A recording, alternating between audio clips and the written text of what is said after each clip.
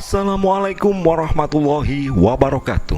Sahabat Islami, kisah-kisah hari ini ialah tentang pidato iblis pada hari kiamat.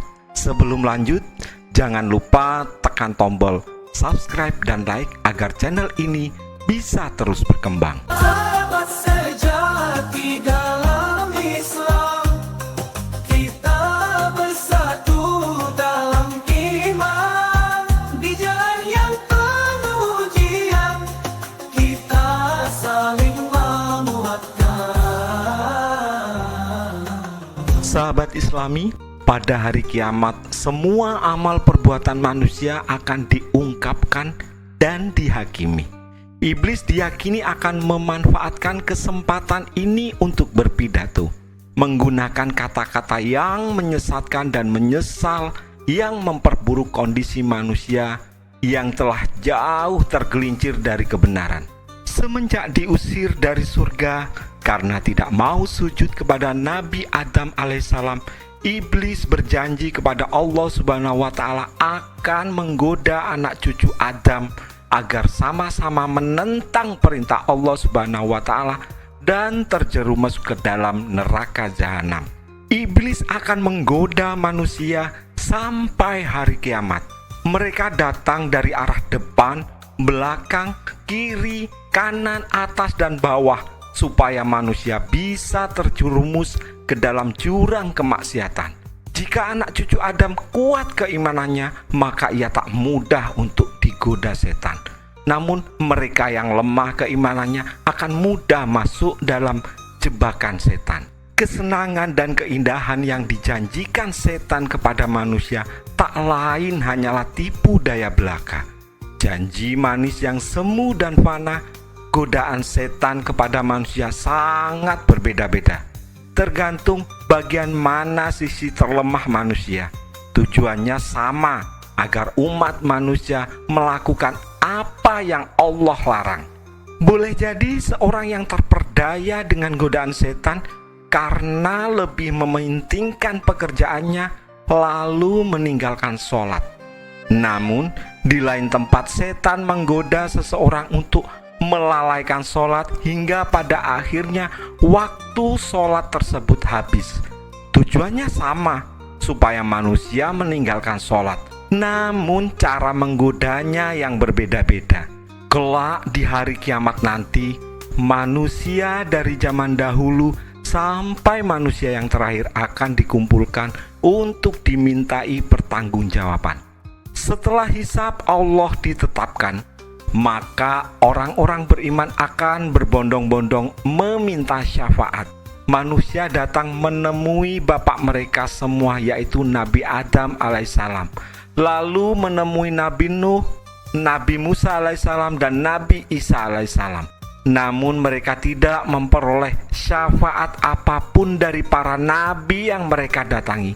Sampai akhirnya Nabi Isa alaihissalam menunjukkan kepada siapa mereka harus meminta syafaat, yaitu kepada Nabi Muhammad sallallahu alaihi wasallam. Setelah mereka menemui Nabi Muhammad sallallahu alaihi wasallam, maka mereka diberi syafaat oleh Nabi Muhammad berkat izin dari Allah Subhanahu wa Ta'ala. Melihat kejadian tersebut, orang-orang yang ingkar kepada Allah bertanya satu sama lain, kepada siapa kami meminta syafaat? Mereka mengatakan kita harus meminta syafaat kepada iblis, karena dialah yang menyesatkan kita.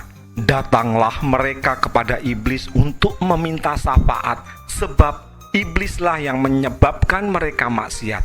Saat bertemu iblis, iblis bangkit lalu pidato kepada manusia. Sebagaimana difirmankan Allah dalam Al-Quran surat Ibrahim ayat 22. Dan setan berkata, saat perkara hisab telah diselesaikan, sesungguhnya Allah telah menjanjikan kepadamu janji yang benar. Dan aku pun telah menjanjikan kepadamu, tetapi aku menyalahinya. Tidak ada kekuasaan bagiku terhadapmu, melainkan sekedar aku menyeru kamu lalu kamu mematuhi seruanku. Oleh sebab itu, janganlah kamu mencerca aku, tetapi cercalah dirimu sendiri. Aku tidak dapat menolongmu dan kamu pun tidak dapat menolongku. Sesungguhnya aku tidak membenarkan perbuatanmu menyekutukan aku dengan Allah sejak dahulu. Sungguh orang zalim akan mendapatkan siksa yang pedih. Al-Quran Surat Ibrahim ayat 22. Secara tegas Allah mengatakan hanya janji Allah lah yang benar, sementara janji setan kepada manusia hanya tipuan belaka. Iblis pun mengakui kebenaran yang datangnya dari Allah serta kebohongan janji iblis terhadap manusia. Iblis tidak dapat mendatangkan pertolongan kepada manusia baik di dunia maupun di akhirat. Sejatinya rayuan setan tidak bermanfaat sedikit pun kepada manusia.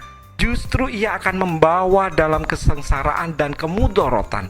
Oleh sebab itu, manusia harus menjadikan setan sebagai musuh yang paling nyata agar tidak serta-merta mengikuti bisikannya.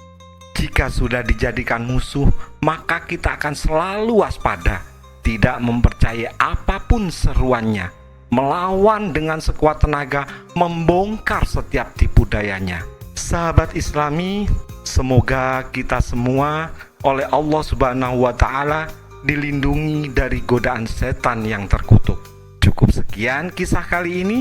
Wabillahi taufik wal hidayah. Wassalamualaikum warahmatullahi wabarakatuh.